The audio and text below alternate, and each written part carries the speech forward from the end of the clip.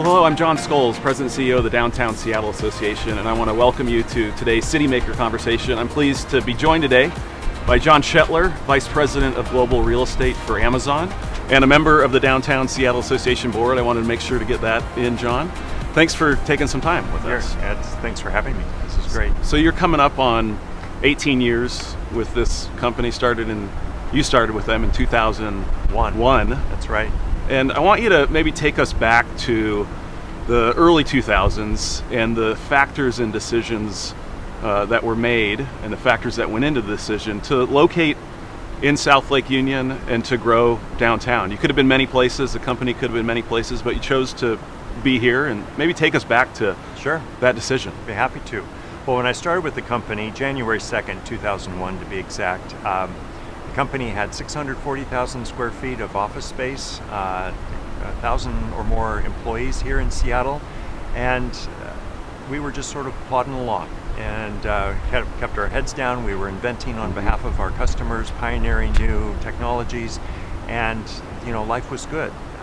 There was about 1 million square feet globally, so another 400,000 square feet peanut butter spread around the globe, and it was a very stable environment. And we started to see some real rapid growth starting in about 2004. And about 2005, I knew that it was time to start looking for a new home. And I went to Jeff and talked to him about it, and he said, go see what you can put together, but I definitely want us to stay in Seattle. It was a very conscious decision on our behalf to stay here. We were looking for a place where we could create a home, not only for Amazon as a company, but Amazon employees. We're thinking about recruitment and retention. We wanted a place where the employees could get to work easily and be a vibrant city. And so we wanted to be part of a neighborhood. And we came to South Lake Union. We thought that the neighborhood had soul, and we started to grow. And we signed leases with Vulcan to develop 1.7 million square feet for us that was supposed to last us through 2016.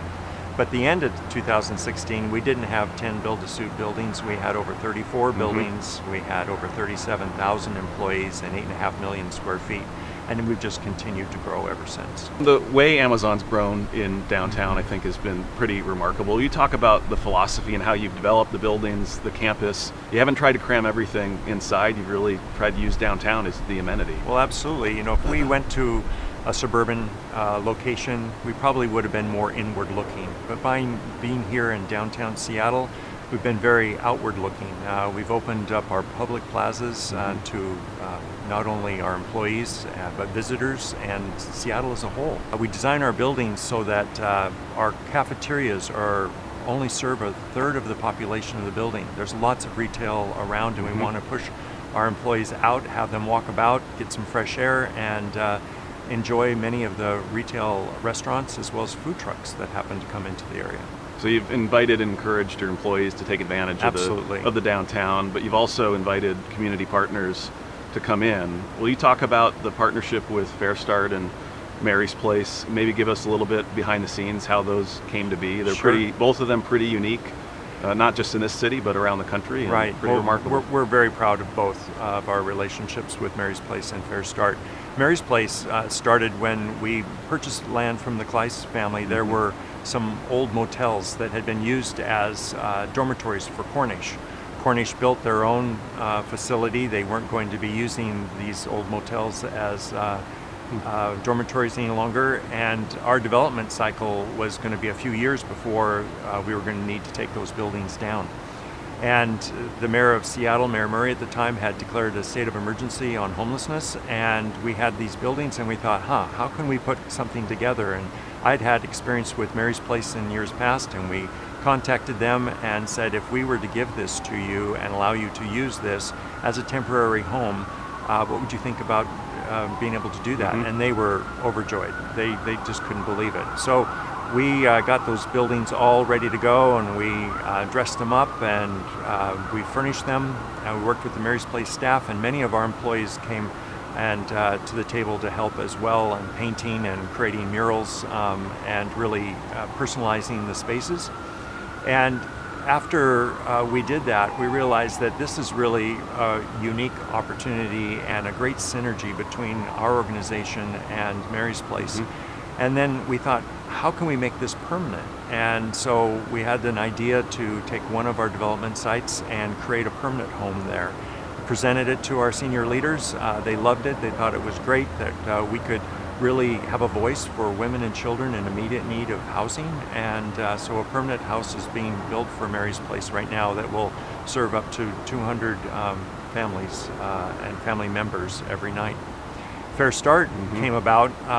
We feed our employees and we work with a food service provider to do that. And we build out those spaces to their specification, and we thought, well, why not do that with a place like Fair Start, so that they can train people and get people back into the local economy and working in restaurants and the like around the local area. So we started working with them, and we fit out the space, spent tens of millions of dollars in doing that.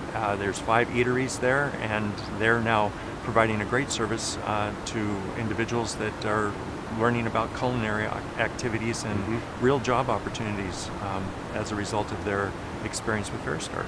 And your employees get to have those interactions absolutely every day. Yep.